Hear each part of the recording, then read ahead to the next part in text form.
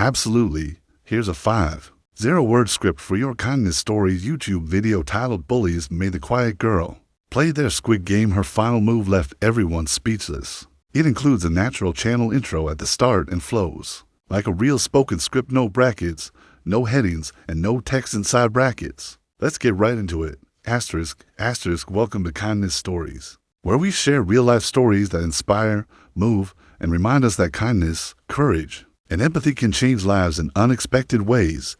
If you enjoy stories that touch your heart and make you believe in the power of good people and incredible acts, you're in the right place. Sit back, relax, and let's dive into today's story. This is the story of Mia, a quiet girl who always sat in the back row of the classroom. She was the kind of person people barely noticed, which is exactly how she liked it. Mia was smart, but never bragged about it. She did her assignments, helped her teachers, and kept to herself during recess. She liked reading books in the library instead of gossiping in the hallways. But sometimes people who are quiet become easy targets. That's what happened to Mia. In her school, there was a group of kids who thought they were untouchable. They were popular, loud, and always looking for new ways to get laughs at someone else's expense. They called themselves the kings and queens of the game. The game was their way of testing how far they could push someone until they broke down or fought back. It was never a fair game, and the worst part was the teachers rarely saw it for what it really was: bullying. For a long time, Mia flew under their radar.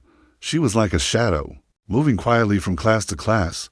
But one day, that changed. It all started because she got a perfect score on a science test. It might seem small, but in a school where popularity was more important than grades, Mia's perfect score made the self-declared leader of the group, a boy named Josh, feel threatened.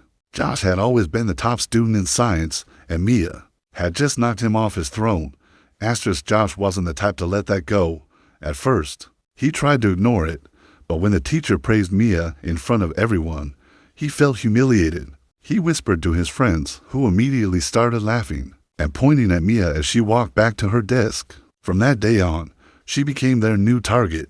It started with the usual tricks: notes taped to her back, rude messages scribbled on her locker. Sometimes they'd snatch her books and toss them down the hallway. Mia didn't react. She'd calmly pick up her things and go about her day.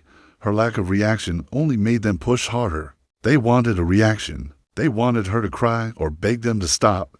One Friday afternoon, Josh decided they needed something bigger, something that would break the quiet girl once and for all. That's when he came up with the idea to play their version of the Squid Game. Of course, it wasn't the real Squid Game with life or death stakes, but their version was humiliating and cruel in its own way. They cornered Mia in the schoolyard when most students had gone home. Josh, his girlfriend Lexi, and 3 other friends formed a circle around her. Mia stood there, her backpack clutched tightly in her hands, staring at the ground. Josh grinned and told her she was going to play their game, whether she liked it or not. The rules were simple. She'd have to complete a series of challenges. If she failed, they'd make sure the entire school saw videos of her trying and failing miserably. They promised they'd ruin her reputation, post embarrassing clips online, and make her life a living nightmare. If she won, they'd leave her alone, but none of them believed she could win. That was the point. The first challenge seemed innocent enough. She had to balance a cup of water on her head and walk across the playground without spilling a drop. Josh shoved the cup onto her head and laughed as she started to walk. The kids surrounded her, mocking her with chants and silly songs, but Mia focused.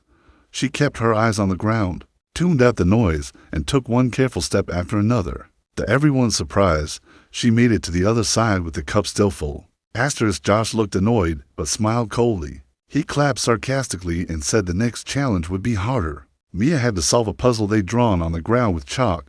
It looked like a simple maze, but the twist was she had to do it blindfolded, with only their taunts and misleading directions to guide her. They spun her around and shouted conflicting instructions: left, right, straight, back. The idea was to confuse her until she gave up. But Mia knew something they didn't. She'd been practicing mindfulness for years. She knew how to calm her mind, listen to her own instincts, and feel her way through. She moved slowly, ignoring the chaos around her. She felt the chalk lines with her hands, traced the turns, and stayed steady. After what felt like an eternity, She emerged from the maze, blindfold still on, her hands covered in chalk dust. The bullies exchanged nervous glances. Now they were getting frustrated. They didn't want her to succeed. This was supposed to humiliate her. Lexi stepped forward and whispered something to Josh. He nodded. The final challenge was going to be impossible. They said Mia would have to stand on one foot on top of the jungle gym for 10 minutes without falling. If she fell, the game was over, and they'd unleashed their plan. Mia climbed up, her heart pounding in her chest. She could feel the wind tugging at her hair. Her knees shook a little, but she took a deep breath. She thought of her mother's words, stay rooted like a tree, bend but don't break. She closed her eyes, tuned out the giggles and phone cameras pointed at her, and lifted one foot off the bar. For the first few minutes, she wobbled, but then something incredible happened. She stopped hearing the bullies altogether. She stopped caring about the video they threatened to post. She just focused on her breath, on the warmth of the sun, on the feeling of being completely still. Josh shouted at her, trying to make her lose balance. Lexi threw pebbles, hoping to startle her, but Mia stayed steady. 8 minutes passed, then 9. Finally, the timer Josh was holding beeped. 10 minutes. Mia stepped down gracefully and looked at them with calm eyes. She didn't smile. She didn't gloat. She simply asked, "Are we done?" Josh was furious. He stomped away, muttering that she cheated somehow. The others followed him, embarrassed and defeated. They had planned to post videos to humiliate her, but now it was they who felt small and foolish. Word spread fast. Other students heard about what happened. Some even saw parts of it on social media because one of the bystanders had recorded the whole thing. But instead of making Mia look foolish, the video showed her strength, her focus, and her quiet courage. People started seeing Mia in a new light. She wasn't just the quiet girl in the back row anymore. She was the girl who faced the kings and queens of the game and didn't break. Over the next few weeks, something amazing happened. Other students who had been bullied before started talking to Mia. They asked how she stayed so calm, how she didn't let them get to her. Mia didn't give a big speech. She just listened, offered a smile, and sometimes shared the simple tricks she used: deep breathing, focusing on what you can control, letting go of what you can't. Little by little, the bullies lost their power. Teachers finally started paying attention to. One teacher in particular, Mrs. Sanders, saw the video and called Mia to her office. She asked Mia what had been happening and why she hadn't told anyone. Mia shrugged and said she didn't want to cause trouble, but Mrs. Sanders wasn't having it. She spoke to the principal, and the school started taking bullying more seriously. Policies were changed, students were encouraged to speak up, and anonymous reporting was made easier. Mia's courage created a ripple effect. She didn't become the most popular girl in school overnight, but she earned respect.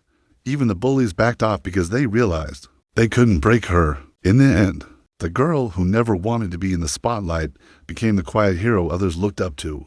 Years later, Mia graduated with honors and gave a small speech at the ceremony. She didn't talk about the bullying or the Squid Game.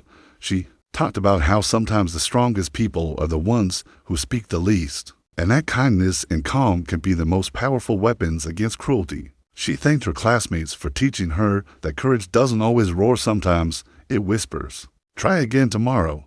After graduation, Mia went on to study psychology. She wanted to help kids like her kids who feel invisible, kids who get targeted for being different, kids who need someone to remind them that they have a voice even if they don't shout. She became a counselor and used her own story to show others that you can stand up for yourself without becoming someone you're not.